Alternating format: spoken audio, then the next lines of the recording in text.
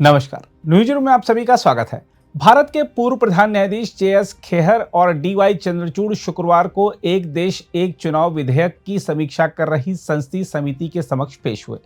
दोनों न्यायविदों का मानना है कि एक राष्ट्र एक चुनाव की अवधारणा संविधान के मूल ढांचे का उल्लंघन नहीं करती है, लेकिन उन्होंने प्रस्तावित कानून में चुनाव आयोग को दी गई शक्ति की सीमा पर सवाल उठाया है।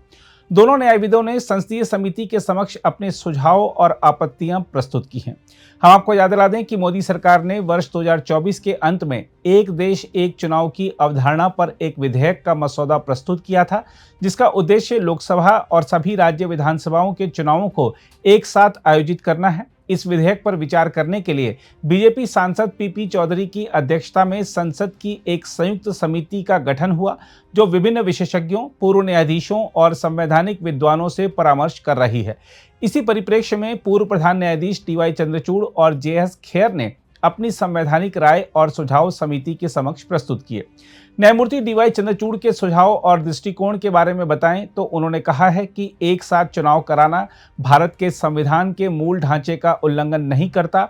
उन्होंने याद दिलाया कि 1951 से 1967 तक भारत में यही प्रणाली लागू थी, इसलिए इसे संविधान विरोधी नहीं कहा जा सकता। हालांकि उन्होंने उस प्रस्तावित प्रावधान का विरोध किया जिसमें चुनाव आयोग को विधानसभा चुनाव स्थगित करने का अधिकार दिया गया है।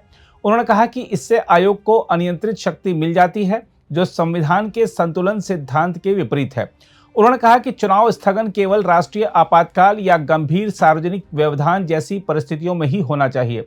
उन्होंने कहा कि ऐसी स्थगन प्रक्रिया संसद के दोनों सदनों की अनुमति से ही संभव होनी चाहिए। साथ ही उन्होंने कहा कि स्थगन की अधिकतम समय सीमा विधेयक में स्पष्ट रूप से परिभाषित होनी चाहिए। डी.वाई. चंद्रचूड़ ने इस पर चिंता जताई कि एक साथ चुनाव होने पर राष्ट्रीय दलों को लाभ होगा और क्षेत्रीय दलों की चुनावी क्षमता प्रभावित होगी तथा इससे संघीय ढांचे की राजनीतिक विविधता कमजोर हो सकती है। चंद्रचूड़ ने राष्ट्रीय दलों की वित्तीय मजबूती की तुलना में क्षेत्रीय और छोटे दलों के साथ पक्षपात होने की आशंका भी जताई। इसके अलावा विधेयक के मसौदे में यह सुझाव दिया गया था कि चुनाव आयोग को संविधान के भाग XV, जो चुनावों से संबंधित है, में संशोधन की अनुशंसा करने का अधिकार मिलना चाहिए। चंद्रचूड़ ने इसे असंवैधानिक और अतार्किक बताया क्योंकि यह कार्य केवल संसद का है।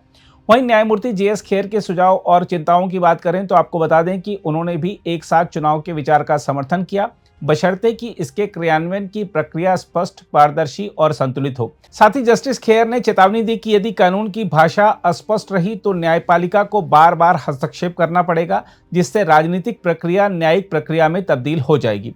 उन्होंने विधेयक की भाषा को सटीक, स्पष्ट और विवाद मुक्त रखने की सलाह दी। खेहर ने यह भी रेखांकित किया कि यदि इस प्रक्रिया में राज्य विधानसभाओं को भंग करना पड़े तो इसके लिए राज्य विधानसभाओं की स्वायत्तता का सम्मान आवश्यक है। हम आपको यह भी बता दें कि इससे पहले भारत के दो अन्य पूर्व प्रधान न्यायाधीश यू ललित और रंजन गोगोई भी समिति के समक्ष उपस्थित हो चुके हैं। उन दोनों ने भी एक साथ चुनावों की संवैधानिकता पर सवाल नहीं उठाया था, लेकिन विधेयक के कुछ पहलुओं पर सवाल उठाए थे और सुझाव दिए थे। बहरहाल देखा जाए तो पूर्व प्रधान न्यायाधीशों का मत स्पष्ट करता है कि एक देश एक चुनाव की परिकल्पना संविधान विरोधी नहीं है, लेकिन इसके प्रभावी, पारदर्शी और न्याय संगत क्रियान्वयन के लिए गहरी विधिक विवेकशीलता आवश्यक है। उनके सुझाव दर्शाते हैं कि चुनाव आयोग पर संसदीय नियंत्रण बना रहे, क्षेत्रीय दलों की शक्ति संरक्षित हो, संवैधानिक संतुलन ना बिगड़े और न्यायपालिका को राजनीतिक विवादों में ना घसीटा जाए। इसलिए सरकार को चाहिए कि इन सुझावों को विधेयक के अंतिम प्रारूप में समुचित स्थान दे, ताकि यह ऐतिहासिक पहल संविधान, लोकतंत्र और संघवाद तीनों की भावना के अनुरूप हो। अगर आप भी लेना चाहते हैं देश दुनिया की तमाम जानकारी तो आज ही सब्सक्राइब करें हमारे चैनल को। साथ ही नीचे दिए बेल आइकन को जरूर दबाएं ताकि हर अपडेट आप तक पहुंच सके।